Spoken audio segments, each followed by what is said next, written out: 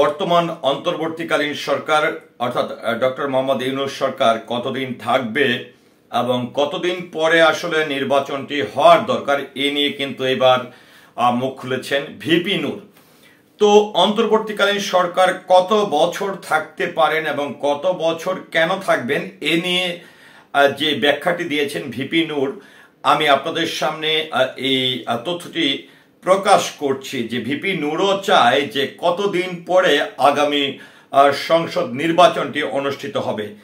তো এ নিয়ে একটি গণমাধ্যমে এই সংবাদটি প্রকাশ হয়েছে, নয়া দিগন্ত নামের একটি গণমাধ্যমে। ভিপি নূর আসলে কবে নাগাদ আগামী সংসদ নির্বাচনটি চায় এবং কতদিন পরে এই নির্বাচনটি অনুষ্ঠিত হবে এটি নিয়ে যে তথ্যটি প্রকাশ করেছে 30 নভেম্বর 2024-এ। তো ভিপি নূরকে নিয়ে এবং আগামী সংসদ নির্বাচনকে নিয়ে বিস্তারিত জানতে অবশ্যই আমার পুরো ভিডিওটির সঙ্গে থাকুন। অন্তর্বর্তী সরকার 2 বছর থাকবে, তারপর নির্বাচন বললেন ভিপি নূর। কিন্তু কি কারণে 2 বছর থাকবেন এটি নিয়েও কিন্তু ভিপি নূর ব্যাখ্যা দিয়েছেন। চলুন সেই ব্যাখ্যাটি জেনে নেই ভিপি নূর আসলে কি বলেছেন। অন্তর্বর্তী সরকার 2 বছর থাকবে, তারপর নির্বাচন মন্তব্য করে ডাকসুর সাবেক ভিপি ও গণ অধিকার পরিষদের সভাপতি নুরুল হক নূর বলেছেন, রাতারাতি নির্বাচন হয়ে গেলে এই সিস্টেমের পরিবর্তন হবে না।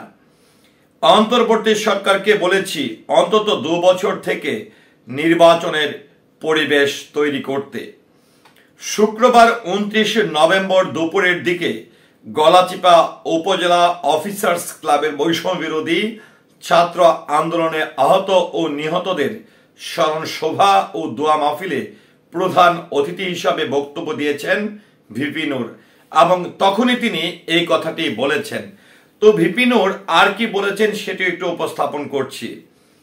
এ সময় আরো বক্তব্য দেন শহীদ আতিকের বাবা শাহ আলম হাওলাদার, শহীদ সাগর গাজীর ভাই সোহাগ গাজী, উপজেলা কৃষি অফিসার আরজ আক্তার, গলাচিপা উপজেলা শ্রমিক অধিকার সদস্য সচিব আমির হোসেন, গলাচিপা উপজেলা নির্বাহী অফিসার মিজানুর রহমানের সভাপতিত্বে স্মরণ সভায় বিশেষ অতিথি ছিলেন মেজর মুহিত, থানা অফিসার্স ইনচার্জ মোহাম্মদ আসাদুর রহমান, গলাচিপা উপজেলা জামায়াতের আমির জাকির হোসেন, গলাচিপা উপজেলা বিএনপির সাবেক সাধারণ সম্পাদক বীর মুক্তিযোদ্ধা সোহরাব মিয়া সহ শহীদ পরিবারের সদস্যরা।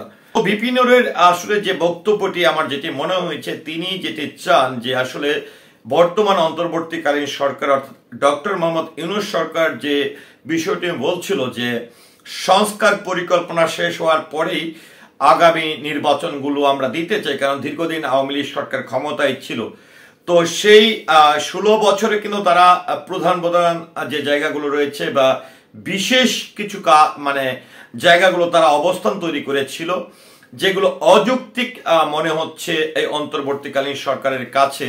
তো ভিপি নূরের কথা হচ্ছে যে এই সংস্কার কাজের মাধ্যমে দেশটাকে সমষ্টিগতভাবে আগামী নির্বাচনে নির্বাচিত হওয়ার সরকার আসার আগে এই অন্তর্বর্তীকালীন ইউনূস সরকার সেটিকে গুছিয়ে 2 বছর পরে আসলে নির্বাচন দেখ। ভিউয়ার্স, আগামী 2 বছর পরে সংসদ নির্বাচনের প্রত্যাশা করছেন ভিপি নূর। এটি নিয়ে আপনার মতামতকে আশা করছি কমেন্টের মাধ্যমে জানাবেন। সেই সাথে পুরো ভিডিওটির সঙ্গে থাকার জন্য অসংখ্য ধন্যবাদ। আসসালামু আলাইকুম।